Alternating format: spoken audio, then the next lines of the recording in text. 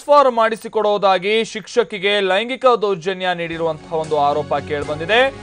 ಪೊಲೀಸರಿಗೆ ಇದಕ್ಕೆ ಸಂಬಂಧಪಟ್ಟಂತೆ ಒಂದು ದೂರನ್ನ ಕೂಡ ನೀಡಲಾಗಿದೆ. ಪೊಲೀಸ್ ಠಾಣೆಯಲ್ಲಿ ದೂರು ಕೂಡ ದಾಖಲಾಗಿದೆ.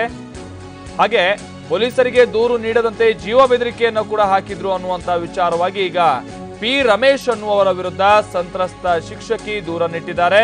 ಹಲಸೂರು ಪೊಲೀಸ್ ಠಾಣೆಯಲ್ಲಿ ಸಂತ್ರಸ್ತೆ ದೂರನ್ನ ದಾಖಲಿಸಿದ್ದಾರೆ.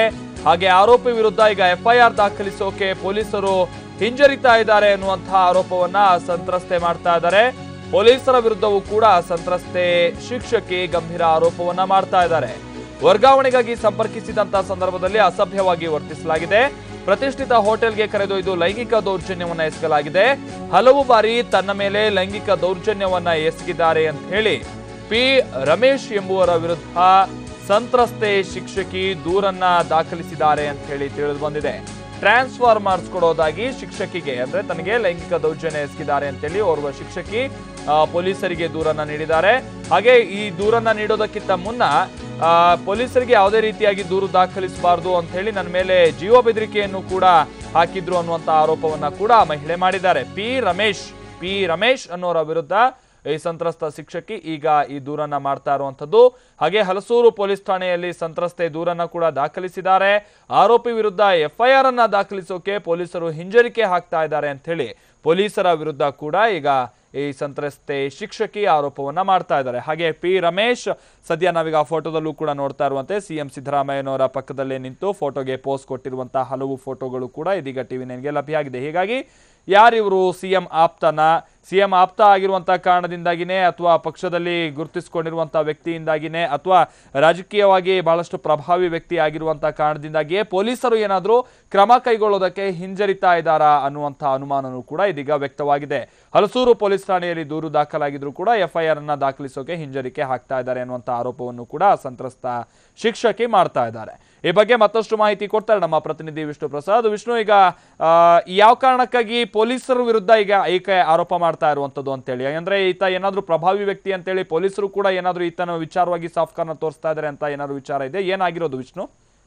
ಹೌದು ಮಲ್ತೇಶ್, ಎಲ್ಲ ಲಕ್ಷಣಗಳು ಸಹಿತ ಈಗ ಮೇಲ್ನೋಟಕ್ಕೆ ಹಲಸೂರು ಪೊಲೀಸ್ ಠಾಣೆ ಮೇಲೆ ಕಂಡು ಬರ್ತಿರುವಂತದ್ದು. ಅಂದ್ರೆ ಘಟನೆಗೆ ಸಂಬಂಧಪಟ್ಟಂತೆ ಹೇಳೋದಾದ್ರೆ ಈಗಾಗಲೇ ನಿನ್ನೆ ರಾತ್ರಿ ಸುಮಾರು 8:30 ವೇಳೆಗೆ ಯುವತಿ ಒಂದು ದೂರ ನೀಡಿರುವುದು. ಹಾಗೆ ನಾನು ಟ್ರಾನ್ಸ್ಫರ್ ಆಗಿರುವ ವಿಚಾರಕ್ಕೆ ಸಂಬಂಧಪಟ್ಟಂತೆ ಭೇಟಿ ಮಾಡಿದಂತಹ ಸಂದರ್ಭದಲ್ಲಿ ಸಿವಿರಾಮನಗರದಲ್ಲಿರುವಂತಹ ಓಕೆ, ಮತ್ತೆ ನಾವು ಪ್ರತಿನಿಧಿ ವಿಷ್ಣು ಪ್ರಸಾದ್ನ ಸಂಪರ್ಕ ಮಾಡೋಣ. ಸರಿಯಾದಂಥ ರೀತಿ ಸಂಪರ್ಕ ಸಾಧ್ಯ ಆಗ್ತಾ ಇಲ್ಲ ಈ ಸಂದರ್ಭದಲ್ಲಿ.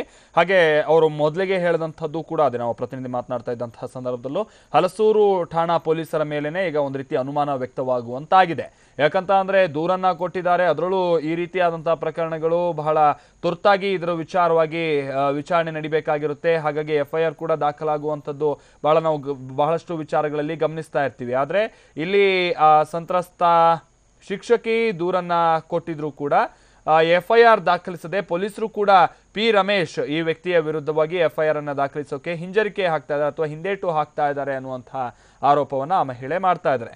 ಹಾಗೆ ಯಾವ ಕಾರಣಕ್ಕಾಗಿ ಪಿ ರಮೇಶ್ ಆ ಮಹಿಳೆಗೆ ಈ ರೀತಿಯಾಗಿ ಲೈಂಗಿಕ ದೌರ್ಜನ್ಯ ಎಸಗಿದ್ದಾರೆ, ಯಾವ ಸಂದರ್ಭದಲ್ಲಿ ಅಂತ ನೋಡೋದಾದ್ರೆ, ಈಗ ಸದ್ಯ ಸಂತ್ರಸ್ತ ಶಿಕ್ಷಕಿ ಹೇಳಿರುವಂತೆ ಟ್ರಾನ್ಸ್ಫರ್ಗಾಗಿ ನಾನು ಅವರ ಮೊರೆ ಹೋಗಿದ್ದೆ, ಆದರೆ ಇದೇ ವಿಚಾರವನ್ನ ಬಳಸ್ಕೊಂಡು ಬಹಳಷ್ಟು ಬಾರಿ ನನ್ನನ್ನು ಕೆಟ್ಟದಾಗಿ ನಡೆಸ್ಕೊಂಡಿದ್ದಾರೆ, ಜೊತೆಗೆ ಲೈಂಗಿಕ ದೌರ್ಜನ್ಯವನ್ನ ಕೂಡ ನಡೆಸಿದ್ದಾರೆ ನನ್ನ ವಿರುದ್ಧ, ಒಂದೆರಡು ಬಾರಿ ಅಲ್ಲ ಹಲವು ಬಾರಿ ಅನ್ನುವಂಥ ಮಾತನ್ನ ಈಗ ಅವರು ಅಥವಾ ವಿಚಾರವನ್ನ ದೂರನ್ನ ದಾಖಲಿಸುವಂಥ ಸಂದರ್ಭದಲ್ಲಿ ಉಲ್ಲೇಖ ಮಾಡಿದ್ದಾರೆ ಅಂತ ಹೇಳಿ ತಿಳಿದು ಬಂದಿದೆ. ಹಾಗೆ ಆ ವ್ಯಕ್ತಿಯ ವಿಚಾರವಾಗಿಯೂ ಕೂಡ ನಾವು ನೋಡ್ತಾ ಹೋಗೋದಾದ್ರೆ ಬಹಳಷ್ಟು ಫೋಟೋಗಳಲ್ಲಿ ಸಿಎಂ ಸಿದ್ದರಾಮಯ್ಯನವರ ಪಕ್ಕದಲ್ಲೇ ನಿಂತು ಫೋಟೋಗೆ ಪೋಸ್ಟ್ ಕೊಟ್ಟಿರುವಂತಹ ವಿಚಾರಗಳನ್ನೆಲ್ಲ ನೋಡ್ತಾ ಹೋಗೋದಾದ್ರೆ ಒಂದು ಹಂತದಲ್ಲಿ ರಾಜಕೀಯವಾಗಿ ಪ್ರಭಾವಿ ವ್ಯಕ್ತಿ ಇರಬಹುದು. ಈ ಕಾರಣಕ್ಕಾಗಿಯೇ ಪೊಲೀಸರು ಈತನ ವಿರುದ್ಧ ದೂರನ್ನ ದಾಖಲಿಸುವಂತ ಸಂದರ್ಭದಲ್ಲಿ ಎಫ್ಐಆರ್ ದಾಖಲಿಸೋದಕ್ಕೆ ಇವರು ಮುಂದಾಗ್ತಾ ಇಲ್ವಾ ಅನ್ನುವಂಥ ಅನುಮಾನ ವ್ಯಕ್ತವಾಗ್ತಾ ಇದೆ. ಕಾಂಗ್ರೆಸ್ ಮುಖಂಡ ಕೂಡ ಅಂತ ಹೇಳಿ ತಿಳಿದು ಬಂದಿದೆ ಈ ವ್ಯಕ್ತಿ ಪಿ ರಮೇಶ್. ಹಾಗೆ ಪ್ರತಿಷ್ಠಿತ ಒಂದು ಹೋಟೆಲ್ಗೆ ಕರೆದೊಯ್ದು ಕೂಡ ಈತ ಸಂತ್ರಸ್ತ ಶಿಕ್ಷಕಿಯ ಮೇಲೆ ಲೈಂಗಿಕ ದೌರ್ಜನ್ಯ ಎಸಗಿದ್ದಾನೆ ಅನ್ನುವಂಥದ್ದು ಕೂಡ ಈಗ ಲಭ್ಯ ಆಗಿರುವಂತ ಮಾಹಿತಿ. ನಾವು ಪ್ರತಿನಿಧಿ ವಿಷ್ಣು ನಮ್ಮ ಜೊತೆಗೆ ಈಗ ಮತ್ತೆ ಸಂಪರ್ಕದಲ್ಲಿದ್ದಾರೆ. ವಿಷ್ಣು, ನೀವು ಹೇಳ್ತಾ ಇದ್ರಿ, ಮುಂದುವರಿಸಿ ವಿಷ್ಣು. ಘಟನೆಗೆ ಸಂಬಂಧಪಟ್ಟಂತೆ ಈಗಾಗಲೇ ಹಲಸೂರು ಪೊಲೀಸ್ ಠಾಣೆಗೆ ಯುವತಿ ಸಹಿತ ದೂರು ನೀಡುವಂಥದ್ದು. ನಿನ್ನೆ ರಾತ್ರಿ ಸುಮಾರು 8:30 ಸಂದರ್ಭದಲ್ಲಿ ಆಕೆ ಒಂದು ದೂರನ್ನು ಕೂಡ ನೀಡುವಂತ ಕೆಲಸ ಕೂಡ ಮಾಡಿದ್ದಾರೆ. ಆದ್ರೆ ಆಕೆ ದೂರು ನೀಡಿದಂತಹ ಕೆಲವೇ ಗಂಟೆಗಳಲ್ಲಿ ಶ್ರೀ ರಮೇಶ್ ಈಗ ಬೆದರಿಕೆ ಹಾಕಿದ್ದಾರೆ ಅನ್ನೋದನ್ನ ಯುವತಿ ಪೊಲೀಸರಿಂದ ನೀಡುವಂತಹ ದೂರಿನಲ್ಲಿ ಸಹಿತ ಈಗ ಪುನಃ ಆಕೆ ಹೇಳಿಕೆಯನ್ನು ನೀಡಿರುವಂಥದ್ದು. ಪ್ರಕರಣಕ್ಕೆ ಸಂಬಂಧಪಟ್ಟಂತೆ ಆದ್ರೆ ಹಲಸೂರು ಓಕೆ ಓಕೆ ಇದು TV9ಗೆ ಲಭ್ಯ ಆಗಿರುವಂಥ ಮಾಹಿತಿ. ಈ ವಿಚಾರವಾಗಿ ಈಗ ದೂರು ಕೂಡ ದಾಖಲಾಗಿದೆ. ಆದರೆ FIR ದಾಖಲಿಸೋದಕ್ಕೆ ಪೊಲೀಸರು ಹಿಂದೆ ಮುಂದೆ ನೋಡ್ತಾ ಇದ್ದಾರೆ ಅನ್ನುವಂಥ ವಿಚಾರ. ಸೊ ಈಗ ಮಾಧ್ಯಮದಲ್ಲಿ ಈ ವಿಚಾರ ಬಿತ್ತರವಾಗ್ತಾ ಇದ್ದಂತೆ ನಂತರದಲ್ಲಾದರೂ ಏನು ತಪ್ಪಾಗಿದೆ ಅನ್ನುವಂಥದ್ದನ್ನು ಹಿರಿಯ ಪೊಲೀಸ್ ಅಧಿಕಾರಿಗಳು ಇದ್ರ ಬಗ್ಗೆ ತಲೆ ಕೆಡಿಸ್ಕೊಳ್ತಾರ ಅನ್ನುವಂಥದ್ದೇ ಈಗ ಬರಬೇಕಾಗಿರುವಂಥ ವಿಚಾರ. ಯಾಕಂತಂದರೆ ಇದು ಲೈಂಗಿಕ ದೌರ್ಜನ್ಯದಂಥ ಪ್ರಕರಣ ಆದರೂ ಕೂಡ ಪೊಲೀಸರು ಸರಿಯಾದಂಥ ರೀತಿಯಲ್ಲಿ ಕ್ರಮ ಕೈಗೊಳ್ಳೋದಕ್ಕೆ ಯಾಕೆ ಹಿಂಜರಿತಾ ಇದ್ದಾರೆ ಅನ್ನುವಂಥ ಪ್ರಶ್ನೆ ಈ ಸಂದರ್ಭದಲ್ಲಿ ಉದ್ಭವ ಆಗಿದೆ.